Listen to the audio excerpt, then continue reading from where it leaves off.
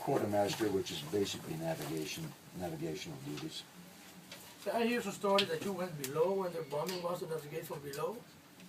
Did I go Because below? he said he was very uncomfortable back there.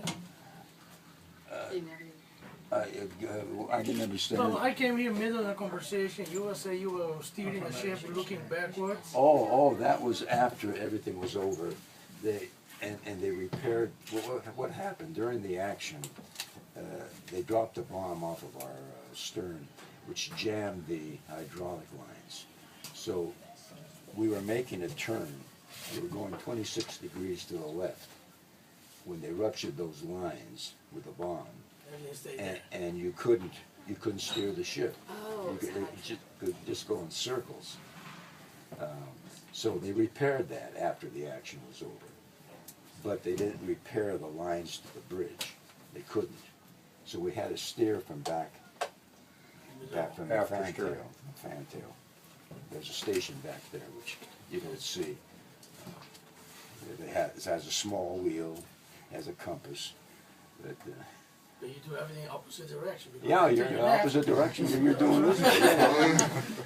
So if people tell you left, you know you have to turn right.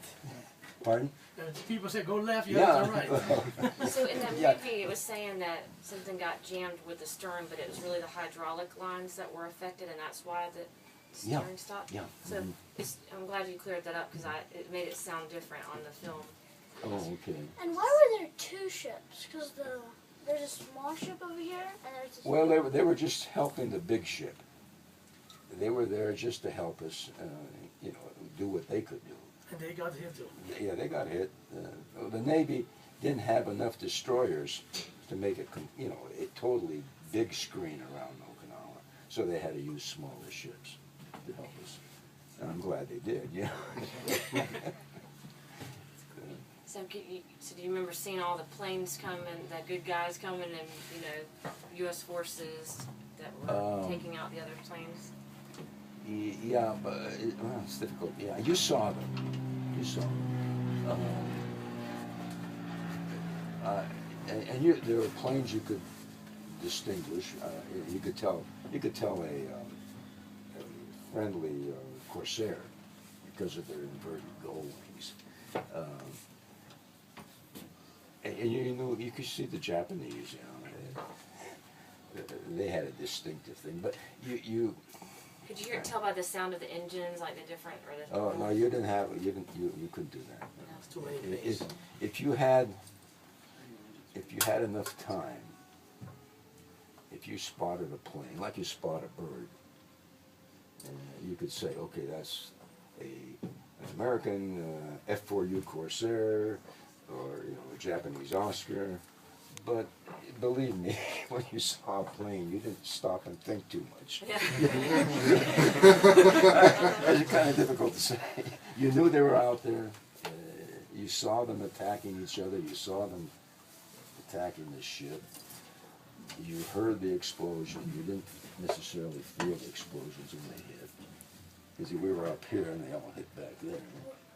So question about that, it's kind of hard to really explain. Will you tell them about the decoy planes, when it all started, and then? Oh, yeah, that was the interesting part of the action. When we first started out, each picket ship has what they call a combat air patrol assigned to it. A combat air patrol can be anywhere from 2 American planes or 4 American planes. All right, the purpose of these planes is that they are to intercept the Japanese planes that are picked up on our radar. Okay, so we had 2 flying low, a 2-plane CAP flying low, and a 4-plane CAP flying maybe at about 5,000 feet, 10,000 feet. Okay, we lost, just as the action started, we lost communications with the 2 planes, but we had controlled communications with the 4-plane CAP. Okay? So we pick up these 4, they call them bogies, enemy planes coming in toward us.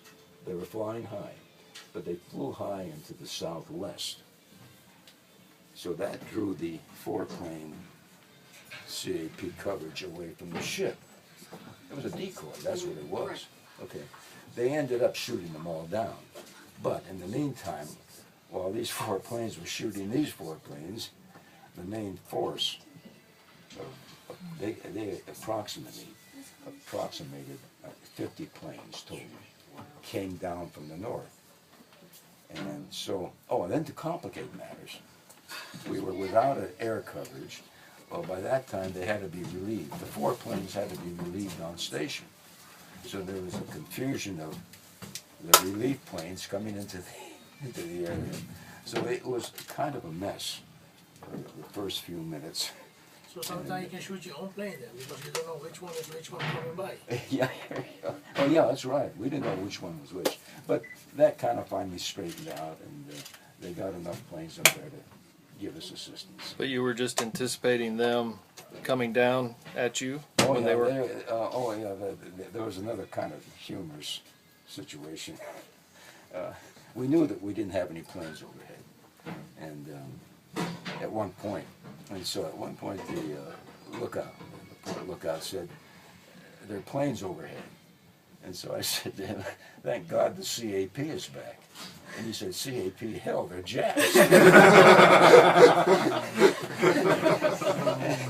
Needless to say, I aged 50 years. And then they sat there. This was while we were waiting for the relief planes to come in. They just sat there and circled the ship high and peeled off one at a time. You could see them. It's like